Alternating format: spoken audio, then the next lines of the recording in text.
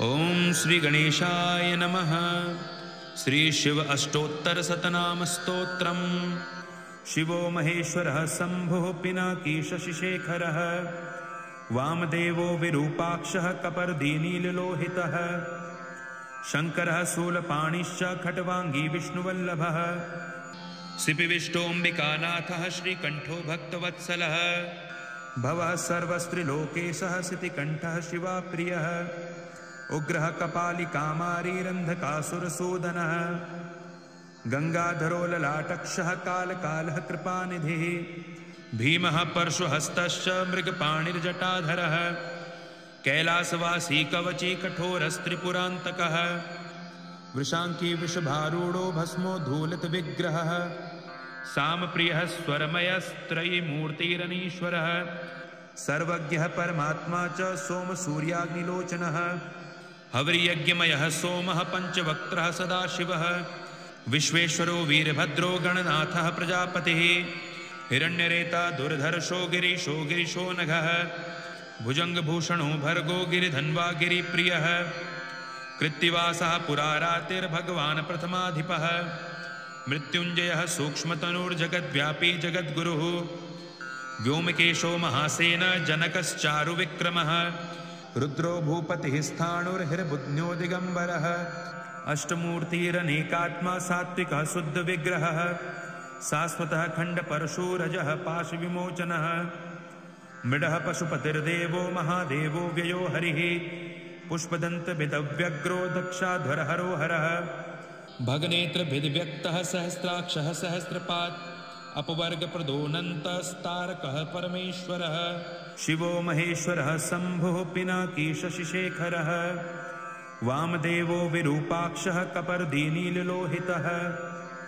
शंकरः शूलपाणिश्च खट्वांगी विष्णुवल्लभः सिपिविष्टोऽम्बिकानाथः श्रीकण्ठो भक्तवत्सलः भवः सर्वस्त्रिलोकेशः सितिकण्ठः शिवाप्रियः उग्रः कपालिकामारीरन्धकासुरसूदनः गंगाधरो ललाटक्षः कालकालः कृपानिधिः भीमः परशुहस्तश्च मृगपाणिर्जटाधरः कैलासवासी कवची कठोरस्त्रिपुरान्तकः वृषांकी वृषभारूढो भस्मो धूलितविग्रहः सामप्रियः स्वरमयस्त्रयीमूर्तिरनीश्वरः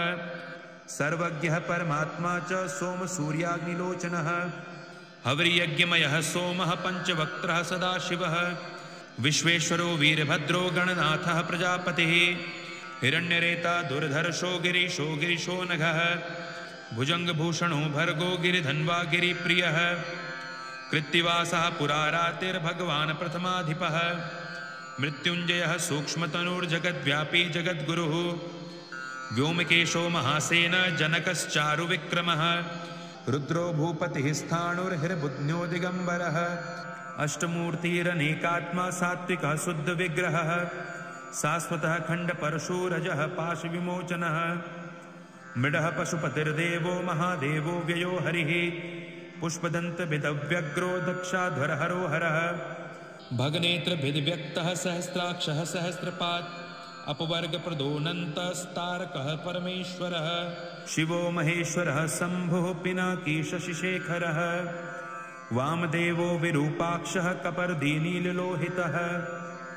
शंकरः शूलपाणिश्च खट्वांगी विष्णुवल्लभः सिपिविष्टोऽम्बिकानाथः श्रीकण्ठो भक्तवत्सलः भवः सर्वस्त्रिलोकेशः सितिकण्ठः शिवाप्रियः उग्रः कपालिकामारीरन्धकासुरसूदनः गंगाधरो ललाटक्षः कालकालः कृपानिधिः भीमः परशुहस्तश्च मृगपाणिर्जटाधरः कैलासवासी कवची कठोरस्त्रिपुरान्तकः वृषांकी वृषभारूढो भस्मो धूलितविग्रहः सामप्रियः स्वरमयस्त्रयीमूर्तिरनीश्वरः सर्वज्ञः परमात्मा च सोमसूर्याग्निलोचनः हविर्यज्ञमयः सोमः पंचवक्त्रः सदाशिवः विश्वेश्वरो वीरभद्रो गणनाथः प्रजापतिः हिरण्यरेता दुर्धर्षो गिरीशो गिरिशो नघः भुजंगभूषणो भर्गो गिरिधन्वा गिरिप्रियः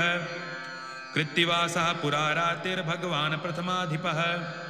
मृत्युञ्जयः सूक्ष्मतनुर्जगद्व्यापी जगद्गुरुः व्योमकेशो महासेन जनकश्चारुविक्रमः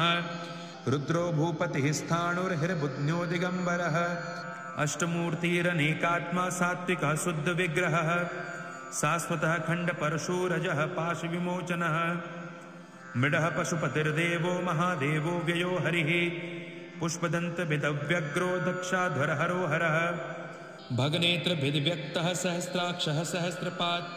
अपवर्गप्रदोऽनन्तस्तारकः परमेश्वरः इति श्रीशिवष्टोत्तरशतनामस्तोत्रं सम्पूर्णम्।